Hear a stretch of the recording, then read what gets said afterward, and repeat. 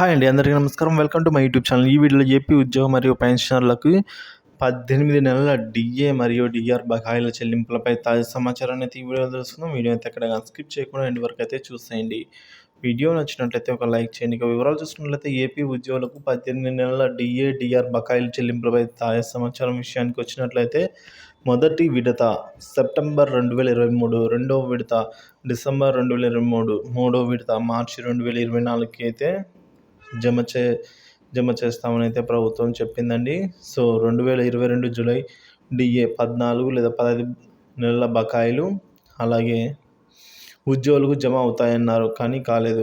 అలా అంటే 2022 జనవరి డిఏలు 18, 2022 జూలై డిఏలు 14 నెలలు, మొత్తం కలిపి 32 నెలల డిఏ బకాయిలు ప్రభుత్వ ఉద్యోగికి అయితే జమ అవుతాయి అని అయితే అంటున్నారు. సో 2024లో 10% చెల్లింపులు, 2025లో 20% చెల్లింపులు, 2026లో 30% చెల్లింపులు, 2027లో 40% చెల్లింపులు, ఈ విధంగా చెల్లింపులు చేయాలి అని అయితే ప్రభుత్వం తెలియజేయడం జరిగిందండి.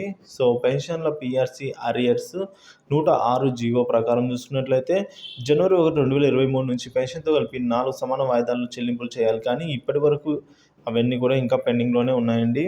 సో పెన్షన్ల పెండింగ్ బిల్లుకు సంబంధించిన జీవో ఇచ్చినప్పటికీ ఇంకా అవైతే అమలు కాలేదు.